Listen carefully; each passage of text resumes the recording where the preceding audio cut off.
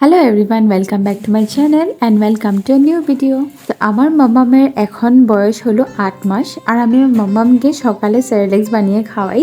বেবির জন্য সেরেলেক্স অনেক টাইপের অনেক ফ্লেভারের দোকানে কিনতে পাওয়া যায়, কিন্তু আমি আমার মাম্মামের জন্য হোমমেড সেরেলেক্সটাই প্রিফার করেছি। আমি আমার মাম্মামকে 6 মান্থ এক্সক্লুসিভলি ব্রেস্ট ফিডে রেখেছি।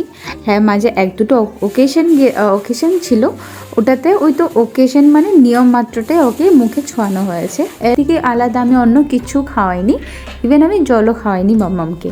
6 মান্থ কমপ্লিট হওয়ার পর ডক্টরের কাছে কনসাল্ট করে ডক্টর যেভাবে আমাকে বলেছে আমি এভাবেই মাম্মামকে খাওয়াচ্ছি।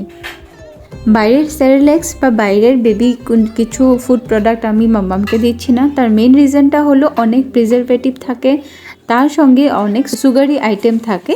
তো এটার জন্যে আমি ভেবেছি কি এবার আমি ঘরেই মাম্মামকে বানিয়ে খাওয়াবো। তবে আজকের এই সেরেলেক্সটা বানানোর আগে যে আইটেম আমি সেরেলেক্সের জন্য ইউজ করেছি সবগুলো আইটেমে আমি মাম্মামকে কন্টিনিউ 3 দিন করে দিয়ে চেক করে নিয়েছি মাম্মাম এটা খাবে কি না, ইয়া ফির মাম্মামের কোনো কিছু মানে সাইড এফেক্ট হচ্ছে কি না। তো ওইটা আমি চেক করে তারপরেই আমি আজকে ডিসাইড করেছি মাম্মামের জন্য আমি সেরেলেক্সটা বানাবো। তো তোমাদেরকে দেখিয়ে দিই একবার আমি কী নিয়েছি সেরেলেক্সের জন্য। এখানে নিয়েছি মাখানা, ওটস, পোহা, কাজু, কয়েকটা আলমন্ড আর অল্প রাগি। এখন সবগুলো আইটেম একটা একটা করে আমি একটু ড্রাই রোস্ট করে নেব।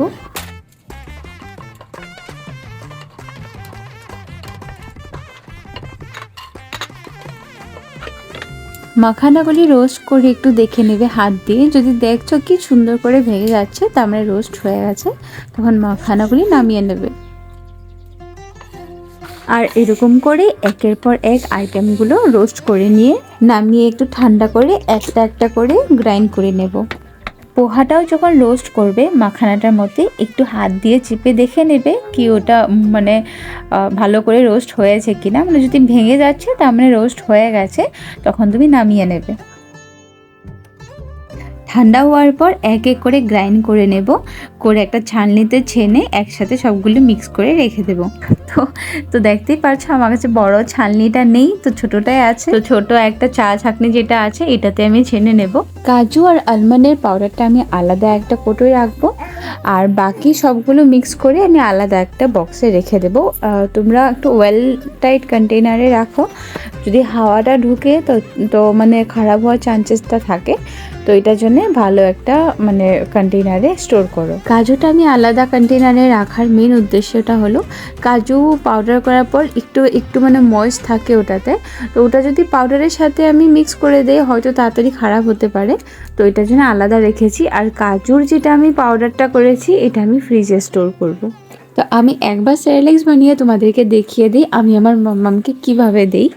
তো দেখো পরিমাণ মতো ফিল্টার জল আমি নিয়ে নিলাম, আর ওটাতে আমি হাফ চামচ কাজু আর আমন্ডের পেস্টটা দিয়ে দেব, মানে ওই পাউডারটা দিয়ে দেব। আর 1 থেকে 1.5 চামচ আমি সেরেলেক্সের পাউডারটা দিয়ে দেব। আর ওটাতে 3টে আমি ডেটস দেব, ওই বিচিটা ছাড়িয়ে। খেজুরটা দিলে মাম্মাম খুব ভালো করে খায়, মর্জি করে না, ওটার জন্য খেজুরটা দেই। আর তোমাদের বাচ্চা যদি খেজুর ছাড়াই যদি খেতে চায় তবে ওদেরকে এইভাবেই দিতে পারো। তো এভাবেই 10-15 মিনিটের জন্য বয়েল হতে দেব, কিন্তু কম স্টিমে দেব।